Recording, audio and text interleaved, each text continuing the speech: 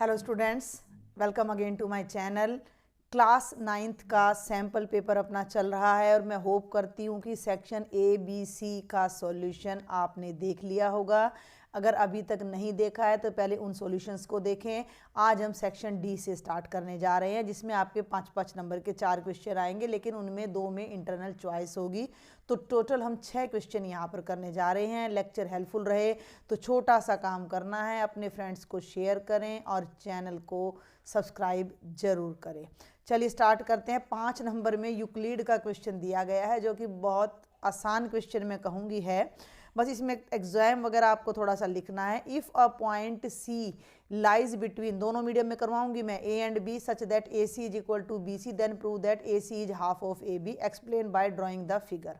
यदि एक बिंदु सी दो बिंदुओं ए और बी के बीच में इस प्रकार स्थित है कि ए सी बराबर है बी सी हो, तो सिद्ध कीजिए कि ए सी ए बी का आधा है। चित्र बनाकर समझाएं। तो देखो, ये हो गया भाई अपना क्वेश्चन नंबर 32, है ना। अब ये कह रहा है कि ए और बी दो पॉइंट है। हम एक लाइन अपना ले लेते हैं, स्ट्रेट लाइन ही ले लेते हैं। ये अपनी स्ट्रेट लाइन हो गई और ये हो गया पॉइंट ए और बी, और इनके बिल्कुल बीच में कोई पॉइंट सी ऐसे है। बिल्कुल इसने ये नहीं कहा कि मध्य में, मध्य नहीं बोला इसने, मिड पॉइंट नहीं बोला। इसने कहा कि ए और बी के बीच में कहीं पॉइंट सी इस तरीके से है कि ये दोनों लेंथ बराबर है।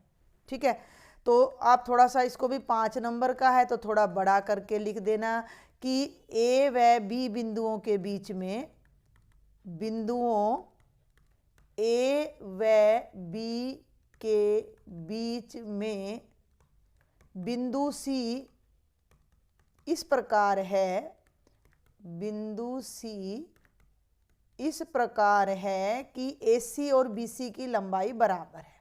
ठीक है, between points A and B, a point C lies such that AC is equal to BC। Clear हो गया। अब आप यहाँ लिखोगे सिद्ध करना है, टू प्रूव। हमें प्रूव क्या करना है कि AC जो है वो हाफ ऑफ AB है, यानी कि जो ये वाला हिस्सा है वो इस पूरे AB का आधा है। यूक्लिड को यूज करके आपने इसको प्रूव करना। चित्र बनाकर समझाएं, तो चित्र हमने बना दिया है, थोड़ा सा दिया है, सिद्ध करना है, लिखोगे तो उससे आपका क्वेश्चन इंप्रेसिव हो जाएगा। अब आ जाओ प्रूफ पर, प्रमाण पर। हमें क्या गिवन है कि AC और BC की लंबाई क्या है, बराबर है। अब यूक्लिड का एक अपना एग्जाम आ जाता है कि बराबर में बराबर जोड़ने पर बराबर आता है।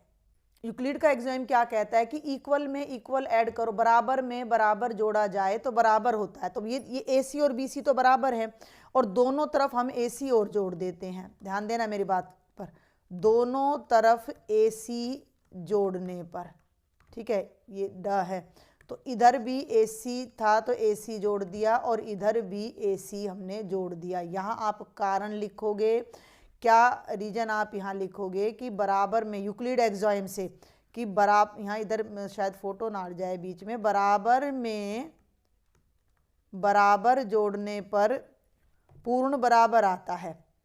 बराबर में बराबर जोड़ने पर पूर्ण, बस इन्हीं के नंबर मिल जाएंगे आपको, 5 नंबर इसी चीज के, नहीं तो क्वेश्चन तो कुछ भी नहीं है। पूर्ण बराबर होता है when equals are added to equals then the whole is equal. Clear हो गया, बात समझ में आ गई। अब AC प्लस AC क्या हो गया, 2AC। और इसके लिए अब आपने ध्यान देना है, एक और आपका एग्जाम्पल है, NCERT में एग्जाम्पल भी है, उसको आप एज ए रिजल्ट भी अपना यूज कर सकते हो। अब यहाँ पर आपका एक और यूक्लिड का एग्जाम यूज हो जाता है, और वो क्या एग्जाम है कि things which coincide with one another, things,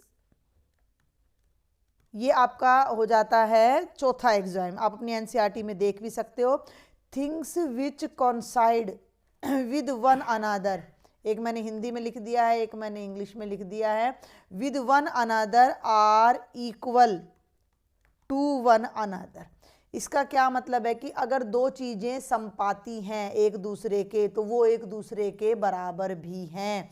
ये चौथा एग्जाम है आपका इसमें यूक्लिड का, चौथा एग्जाम है यूक्लिड का कि जो चीज़ें एक दूसरे के संपाती, अब संपाती का मतलब क्या हुआ, कोइंसाइड का मतलब क्या हुआ कि AC और BC को जब मैं जोड़ रही हूं तो वो वही चीज जगह ले रही है जितना AB ले रही है। समझ में आ रही मेरी बात भाई? AC जमा BC, AC में जब मैं BC जोड़ रही हूं तो वो AB जितनी जगह ही यहां पर ले रही हैं, तो AC जमा BC AB के साथ कोइंसाइड कर रहा है। ये एक आपकी थ्योरम भी है, एग्जाम्पल नंबर 1 भी है। उसको आप यहाँ मेंशन थोड़ा ऊपर ले लेते हैं, इस तरफ करना पड़ेगा क्योंकि ये बीच में फोटो आ जाती है फिर, तो उसको आप यहाँ लिख सकते हो कि इसलिए AC जमा BC किसके बराबर हो गया, AB के। तो इसके लिए तो आपने ये रिजल्ट दिया और ये ऐड करने के लिए ये वाला रिजल्ट आपने दिया। अब ये आ गया 2AC is equal to AB, दोनों तरफ 2 से डिवाइड कर दो क्योंकि बराबर को बराबर से भाग करोगे तो भी बराबर आएगा, तो AC is equal to 1/2 of AB हो जाएगा। और यही हमने प्रूव करना था। तो एक्चुअल में तो ये क्वेश्चन बहुत ही सिंपल था, बट यूक्लिड से था, तो 2 एग्जाम वगैरह आप लिखोगे तो आपको पूरे मार्क्स मिल जाएंगे। अब चलते हैं क्वेश्चन नंबर 33 पर। यहाँ तो इसका बस छोटा सा ही पार्ट आपको विजिबल होगा कि दी गई फिगर में ये है आपका सारा। तो नेक्स्ट स्लाइड पर मैं आपको लेकर चलती हूँ और वहीं से मैं इस क्वेश्चन को बताऊँगी। ये देखेंगे, ये आपका क्वेश्चन है, थोड़ी सी फिगर और एनलार्ज करके इसी पेज पर मैं बता देती हूँ। ये देखो, दिए गए चित्र में XY और MN, देखो ये XY है, अरे बिल्कुल ही टेढ़ा हो गया, ये XY है और ये MN है और दोनों O पर एक दूसरे को कट कर रही हैं। दिख गया आपको? एंगल POY यानी ये वाला एंगल 90 है। A और B का रेशो, A और B का रेशो 2:3 है। तो C ज्ञात कीजिए। C कहाँ है? यहाँ पर है। थोड़ा सा मैं फिगर और एनलार्ज करना चाहूँगी, आपको फिगर अच्छे से दिखना बहुत ज़रूरी है। अब यहाँ पर हम इस क्वेश्चन को करते हैं। देखो A अनुपात B कितना है? 2:3। तो हमने मान लिया A कितना है? 2x है, B कितना है? 3x है। अब ये कंप्लीट एंगल कितने का है? 180 का है। तो आप लिखो A plus B plus angle POY, POY ये वाला 180। A कितना है? 2x, B कितना है? 3x, POY कितना है? 90 इज इक्वल टू 180। ये हो गया 5x और इस 90 को राइट में ले जाओ, 180 में से 90 गए, 90 आ जाएगा और x की वैल्यू 90/5 यानी 18 डिग्री आ जाएगी। जब x आ गया तो A कितना आ जाएगा? 2x यानी कि 2 गुणा 18 यानी 36 डिग्री। B कितना आ जाएगा? 3x यानी कि 3 गुणा 18 यानी कि 54 डिग्री। लेकिन हमसे ना उसने A पूछा है ना B पूछा है, एक्चुअल में तो वो C पूछ रहा है। अब ध्यान देना, देखो ये जो है ना MN एक स्ट्रेट लाइन है, I will use the different colour. MN एक स्ट्रेट लाइन है और B प्लस C मिलकर कितना हो जाता है? 180, क्योंकि MN एक सरल रेखा है, because MN is a straight line. तो इस पर बनने वाला जो एंगल MON है वो कितने का हो जाएगा? 180 का। और ये एंगल MON किस किस से मिलके बन रहा है? B जमा C से। B की वैल्यू आपके सामने आ चुकी है 54 डिग्री जमा C बराबर है 180। C कितना हो जाएगा? 180 माइनस 54, 10 में से 4 गए 6, 7, 126 डिग्री आपका आंसर आ जाएगा। बस इतना ही आपसे इसमें पूछा गया है। बुक में तो शायद इसका प्रतिवर्ती एंगल भी पूछा गया था, लेकिन यहाँ इतना ही पूछा गया है तो हम इतना ही इसको करेंगे। इसी में आपको इंटरनल चॉइस दी गई है, ये रही आपके सामने, ये आपकी इंटरनल चॉइस है। 2 बार डायग्राम दे रखा है, एक ही बार में हम समझ लेंगे। दिए गए चित्र में इन द फिगर AB जो है वो पैरेलल है CD के, ये दोनों पैरेलल हैं। एंगल APQ 50 है, ये दिखने लग रहा है। एंगल PRD 127 है, ये दिखने लग रहा है। X और Y निकालना है। मेरी बात सुनो, हम इस पर ज़्यादा टाइम नहीं लगाएंगे। ABCD के समानांतर है और PR तिर्यक रेखा है। तिर्यक रेखा को इंग्लिश में कहते हैं transversal. AB is parallel to CD and PR is transversal. ठीक है, अब ये ट्रांसवर्सल है। जब 2 रेखाएं समानांतर और तिर्यक रेखा काटती हो तो ये दोनों अंतः एकांतर कोण हो जाते हैं, अल्टरनेट इंटीरियर एंगल्स हो जाते हैं। तो अब आप यहाँ पर ध्यान देंगे, दोनों मैंने ये तो दोनों रेड लाइंस तो अपनी पैरेलल हैं और ये लाइन हमारी ट्रांसवर्सल है। तो ये वाला एंगल और ये वाला एंगल दिख गया, अल्टरनेट इंटीरियर होगा, इसका नाम है APR, एंगल APR, और इसका नाम है एंगल PRD, बराबर हो जाएंगे अंतः एकांतर कोण यानी अल्टरनेट इंटीरियर एंगल। APR बन रहा है 50 जमा y, देख लो ना, ये पूरा 50 जमा y, और ये कितना है 127। y को लेफ्ट में रहने दो, 50 को राइट में ले जाओ, 127 में से 50 माइनस करोगे 77 डिग्री, तो आपकी y की वैल्यू आ जाएगी। अब आप x पे आ जाओ, x तो हो ही गया, वैसे तो इसको मैं फिर से साफ करना चाहूँगी। दो तीन तरीके से आप x को निकाल सकते हो, 2-3 तरीके से निकाल सकते हो। ये देखो, ये दोनों लाइन पैरेलल है, ये दोनों लाइंस आपकी पैरेलल हैं। देखो, इसको 2 तरीके से आप कर सकते हो, 3 से भी कर सकते हो, 3-4 तरीके से। ये आपकी ट्रांसवर्सल है, तो ये वाला एंगल और ये वाला एंगल भी अल्टरनेट इंटीरियर है, तो x की वैल्यू कितनी हो जाएगी 50। एक और तरीका बताती हूँ, सवाल हो गया है, क्वेश्चन हो गया, एक और तरीका बताती हूँ। ये आपका एक ट्राइंगल है, मैं एक बार स्ट्रेट लाइन ही चूज कर लेती हूँ, ये और ये PQR आपका ट्राइंगल है ट्राइंगल, ये ट्राइंगल का एक्सटीरियर एंगल है, तो ये दोनों इन दोनों अपोजिट एंगल के इक्वल हो जाएगा, ये इन दोनों अपोजिट एंगल के इक्वल हो जाएगा। तो x + y 127, y की वैल्यू 77 है, राइट में ले जाके माइनस करोगे तो 50 डिग्री आ जाएगा। तो आप किसी भी तरीके से इस क्वेश्चन को सॉल्व कर सकते हो। और अब सॉल्व करेंगे बेटा question number 34। Find the area of a triangle whose 2 sides are 18 and 10 and the perimeter is 42। एक त्रिभुज का क्षेत्रफल ज्ञात कीजिए जिसकी 2 भुजाएं 18 और 10 सेंटीमीटर है और परिमाप 42 सेंटीमीटर है। ठीक है, तो हम अपना एक ट्रायंगल ले लेते हैं, यहाँ अपना कोई एक ट्रायंगल ले आते हैं, सारी चीज़ें अपना इस पर राइट कर लेंगे। 18, 10 और परिमाप है 22। ठीक है, तो इस ट्रायंगल को अपना उठाकर इसको ऐसे कर लेते हैं, 18, 10 और परिमाप है अपना 22। ठीक है, थोड़ा सा और बड़ा कर लेते हैं।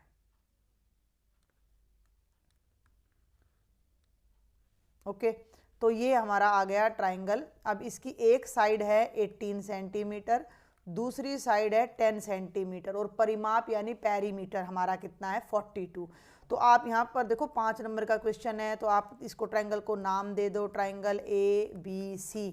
तो अब आप लिखो त्रिभुज ABC की पहली भुजा, the first side of the triangle ABC कितनी हो गई 18 सेंटीमीटर। त्रिभुज ABC की दूसरी भुजा कितनी हो गई 10 सेंटीमीटर। त्रिभुज ABC की तीसरी भुजा नहीं पता तो उसको C मान लिया। और त्रिभुज ABC का परिमाप, द पेरीमीटर ऑफ ट्राइंगल कितना दे रखा है 42 सेंटीमीटर। परिमाप होता है A जमा B जमा C बराबर है 42। A की जगह 18, B की जगह 10। ये ऊपर वाला कोई इतनी मुश्किल इंस्ट्रक्शन नहीं है जो इंग्लिश मीडियम वाले बच्चे लिख ना सकें, मैंने साथ साथ बता भी दी है। C की वैल्यू राइट में जाके 42 - 28 यानी कि 14 सेंटीमीटर आ जाएगी। भाई पेरीमीटर का मतलब होता है इसकी तीनों भुजाओं का जोड़, सम ऑफ 3 साइड्स।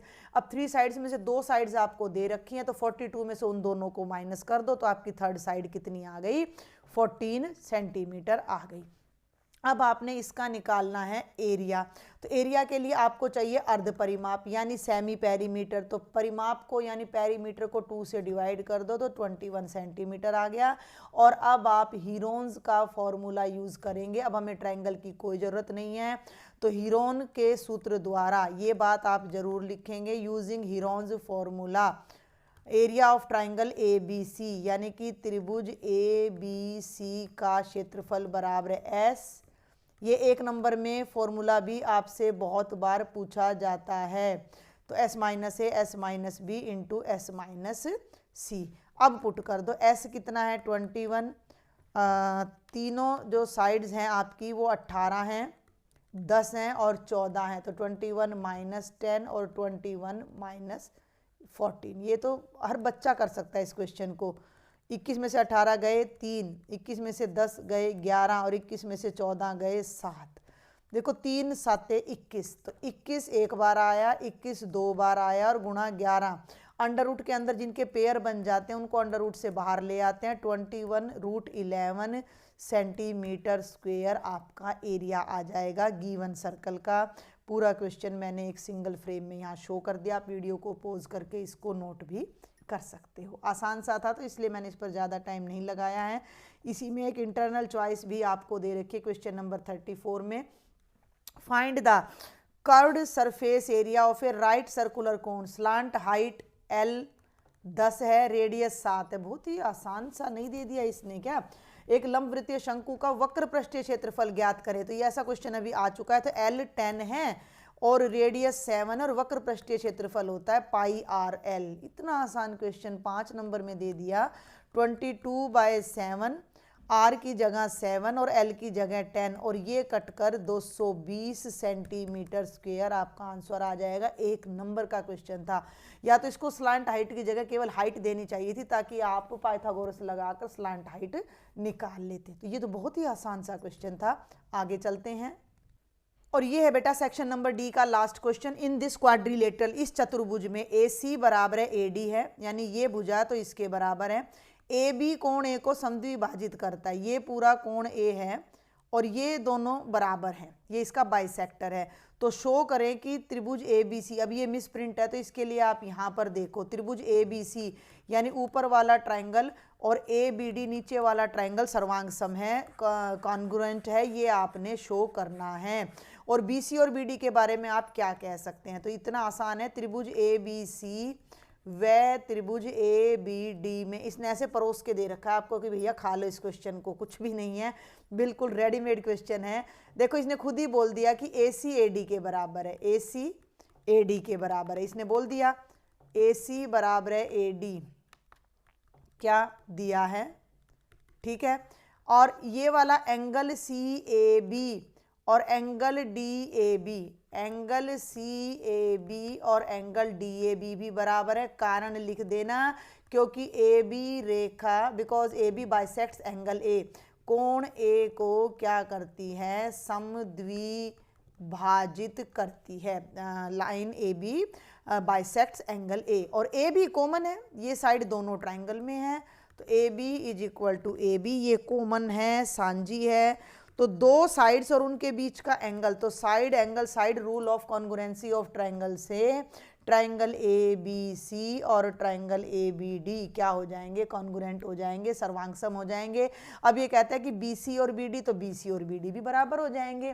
क्यों बराबर हो जाएंगे, क्योंकि कॉन्ग्रुएंट ट्राइंगल्स की कॉरस्पॉन्डिंग साइड्स इक्वल होती हैं, सर्वांगसम त्रिभुजों के संगत अंग समान होते हैं, तो ये दोनों भी आपस में क्या हो जाएंगी, बराबर। अब जल्दी से सेक्शन नंबर ई पर आ जाते। 3 ही क्वेश्चन है, बहुत छोटे छोटे हैं, ये भी अपना हीरोन से दे रखा है। मैं स्टेटमेंट ज़्यादा टाइम नहीं लगाऊंगी।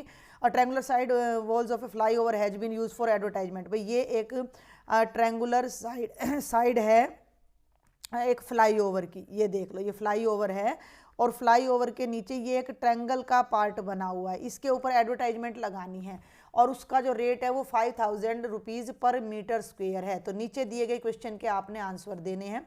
हिंदी मीडियम पर आ जाते हैं अब हम यहाँ पर। दोनों का बहुत ही आसान सा क्वेश्चन दे रखा है। विज्ञापन के लिए फ्लाईओवर की त्रिकोणीय साइड की दीवारों का प्रयोग किया जा रहा है। ये साइड आपको यहाँ दिख रही होंगी, नहीं दिख रही है तो मैं एक बार फिर से ट्रायंगल यहाँ बना देती हूँ।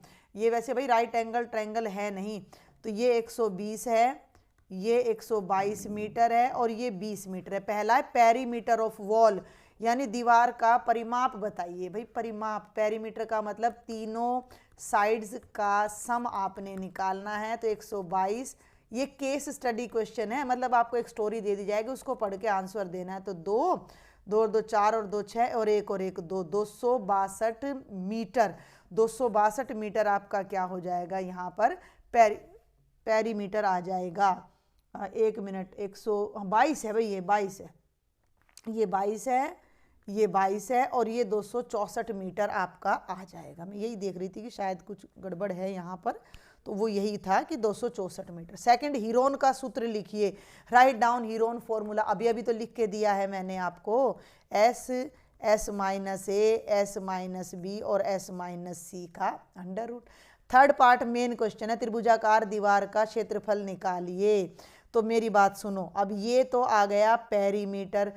थर्ड पार्ट करवा रही हूँ, पेरीमीटर को हाफ कर दो 264/2 132 मीटर आपका सेमी पेरीमीटर आ गया। फॉर्मूला आपके सामने है, थर्ड पार्ट कर दो, एरिया है ना, क्षेत्रफल। तो इसके अंदर अब मैं डायरेक्ट वैल्यू पुट करूंगी 132, फिर 132 माइनस 120, फिर 132 माइनस 122 और 132 माइनस 22 और पूरे का कर दो अंडर रूट।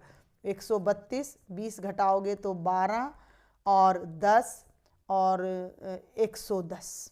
अब मेरी बात सुनो, मैं ज़्यादा बड़े बड़े टुकड़े नहीं करने वाली हूँ। 132 के टुकड़े जब मैं करूँगी तो आएगा 11 गुणा 12, एक 12 पहले से है, एक 10 पहले से है, और 110 के टुकड़े करूंगी तो 11 गुणा 10। ऐसा कोई जरूरी नहीं है कि आप प्राइम फैक्टर ही करो। 12 12 का पेयर बन गया, 10 10 का पेयर बन गया, और 11 11 का। तो दो टर्म्स अगर अंडर रूट के अंदर है तो एक बाहर आ जाती है। तो 11 गुणा 12 गुणा 10 और ये 1320 मीटर स्क्वेयर आपका क्षेत्रफल आ जाएगा। और इसने केवल इतना ही पूछा है, इसने कुछ और नहीं पूछा है, तो हम इतना ही आंसर देंगे। और अब इसी में एक इंटरनल चॉइस दी है कि यदि कंपनी 1680 वर्ग मीटर क्षेत्रफल वाली एक दीवार 3 महीने के लिए किराए पर लेती है। इसको अब हम यहाँ से सारा साफ कर देते हैं, ये आपको समझ आ गया होगा। इसकी लास्ट पार्ट हम देखते हैं, पहले इंग्लिश में बता दूं। If a company hired one of its wall with area for 3 months then what how much rent did it pay. अब मेरी बात को ध्यान से सुनना, प्रीवियस पेज पर चले तो 1 वर्ग मीटर का किराया 5000 रुपये है। सुन लो मेरी बात, कितने दिन के लिए? 1 साल के लिए, 1 ईयर के लिए।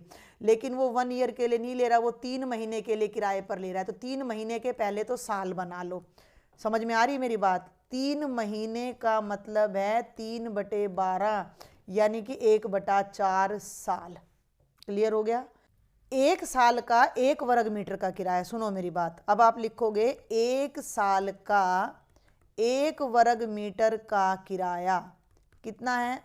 5000 रुपये। हमें कितना वर्ग मीटर लेना है? 1680। तो 1 साल का 1680 वर्ग मीटर का किराया हो जाएगा 5000 गुना 1680। हमें 1 साल का नहीं निकालना, हमने 3 महीने का निकालना, और 3 महीने का मतलब हो गया 1/4 साल।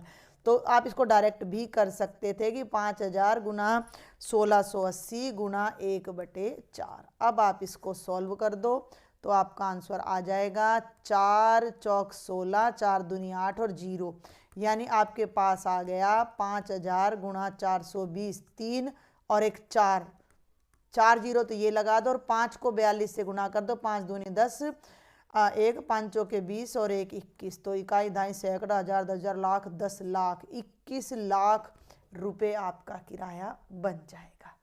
तो ये क्वेश्चन आपका एनसीईआरटी से ही लिया गया था, बस इसको केस स्टडी कह दिया गया था। अब हम जल्दी से अपने 37वें क्वेश्चन पर चलते हैं, जो कि फिर से केस स्टडी का है। See figure and write the following. Figure कहाँ है? अगले पेज पर है, तो उस पर जाना पड़ेगा। बी के कोऑर्डिनेट्स इस पर क्या है और इस पर क्या है, ये सारा हम देखेंगे। तो ये हमारी फिगर है जिसे हम एनलार्ज करके और अपने क्वेश्चन का आंसर यहाँ देते हैं। फिगर ऊपर वाली ही लेंगे और नीचे ये क्वेश्चन आपको दिखाई दे जाएंगे। थोड़ा सा ऐसे ले लेती हूँ। बी के निर्देशांक, तो बी कहाँ है ढूंढ लीजिए। ये बी है, -5 और 2। तो बी के निर्देशांक हो गए -5 और 2। निर्देशांक -3, -5 द्वारा पहचाना गया बिंदु -3 और -5 जहां मिल रहे हैं उस बिंदु का नाम है ई। हो गया सेकंड पार्ट। थर्ड पे आ जाओ। डी का भुज और एच की कोटि। भुज का मतलब x, तो डी पर x की वैल्यू 6 है, तो डी का भुज तो हो जाएगा 6। एच की कोटि, एच पकड़ो कहाँ है, ये एच है, और एच पे जो y की वैल्यू है वो कितनी है? -3 है, तो ये हो जाएगा -3। लास्ट इंटरनल चॉइस, वो ऊपर वाला आसान है। आकृति में रेखाखंड बीडी का x अक्ष के साथ बनने वाली आयत का क्षेत्रफल बताओ। इंग्लिश मीडियम वाले बच्चे भी समझ गए होंगे कि बीडी और x एक्सिस के बीच में जो रेक्टेंगल बन रहा है, तो देखो ये तो बीडी है और ये x एक्सिस है, और दोनों के बीच में ये रेक्टेंगल आपका तैयार हो रहा है। तो अब आप इसकी लेंथ देख लो कितनी है। देखो थोड़ा सा और एनलार्ज कर दिया है मैंने डायग्राम को, और इसको मैं साफ कर देती हूँ। यहाँ से आपको रेक्टेंगल साफ साफ दिखाई दे रहा होगा। ये रेक्टेंगल है, तो सुनो मेरी बात, ये 0 से यहाँ तक कितना है? 6, और ये कितना है? 5। तो लेंथ कितनी हो गई 11, 6 इधर 5 इधर 11।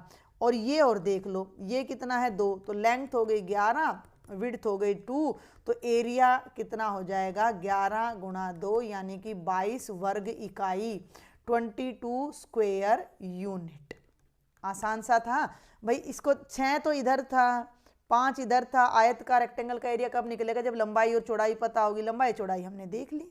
और अब जल्दी से नेक्स्ट स्लाइड पर चलते हैं। ये हमारा लास्ट क्वेश्चन है केस स्टडी का। ये हिंदी इंग्लिश मीडियम में दे रखा, how many students were born in November, और ये सारा, और ये इंग्लिश में और हिंदी में दोनों में मैं इकट्ठा ले रही हूँ। 40 छात्रों से जन्म के महीने का पूछा गया और ये बनाया गया।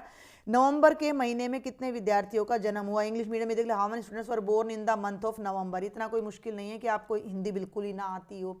तो नवंबर ये रहा, नवंबर में ये बच्चे हुए हैं, तो ये कितने हैं, ये बच्चे देख लो 4, तो इसका आंसर आ गया 4। किस महीने में सबसे अधिक विद्यार्थियों का जन्म हुआ, तो इस महीने में हुआ, तो ये है अगस्त का महीना। ठीक है, उन महीनों के नाम बताइए जिनमें 4 विद्यार्थियों का जन्म हुआ है। तो 4 की सिधाई में ले लो, एक तो है फरवरी, देख लो भाई, और फरवरी के बाद है सितंबर, अक्टूबर और नवंबर। सितंबर, अक्टूबर और नवंबर। और लास्ट देखें, मई से अगस्त के बीच में पैदा हुए बच्चों की कुल संख्या। मई से अगस्त के बीच में, अब ना तो मई लेना है ना अगस्त लेना है, बीच में ले लो। तो जून में तो 1 बच्चे का जन्म हुआ है और जुलाई में 2 बच्चों का, तो 1 + 2 कितना आ जाएगा, 3 आ जाएगा। बहुत ही आसान, सबसे आसान क्वेश्चन ये आपका था। अब यहाँ एक बात और मैं क्लियर कर दूं कि देखो अब ये गड़बड़ होती है इन पेपरों में, मेरी बात सुनना बहुत ध्यान से। Find the total number of students from May to August. यहाँ बात बदल गई कि मई से अगस्त तक कितने बच्चे हुए हैं, और यहाँ कह दिया मई से अगस्त के बीच। बीच का मतलब क्या हो गया, मई को छोड़ दो अगस्त को छोड़ दो, तो यहाँ कंफ्यूजन है। अगर बीच की बात करें तो 3 बच्चे हैं, और मई से अगस्त की बात अगर हम करते हैं, मई से अगस्त की बात करते हैं, तो मई में पैदा हुए हैं 5, 1, 2 और 6। तो हम इनको जोड़ेंगे, 5 + 1 + 2 + 6, और 5 11 और 1 12 और 2 14। तो अब हम यहाँ अगर इंग्लिश मीडियम की लैंग्वेज पर चलते हैं तो अपना आंसर कितना आएगा, 14 आएगा। हिंदी मीडियम की लैंग्वेज पर चलते हैं तो हमारा आंसर 3 आएगा। यहाँ आना था मई से अगस्त तक, बीच नहीं आना था, मई से अगस्त तक पैदा हुए छात्रों की कुल संख्या। तो जिस भाषा में आपको पेपर मिलता है उसके अकॉर्डिंग आपने अपना आंसर दे के आना है, आपको पूरे मार्क्स यकीनन मिलेंगे। तो ये था आपका कंप्लीट सैंपल पेपर। कोई भी डाउट है, टेलीग्राम पे ग्रुप है वहाँ मुझसे शेयर करें, व्हाट्सएप पर करें। लेक्चर पसंद आए तो सब्सक्राइब एंड शेयर जरूर करें। Thank you.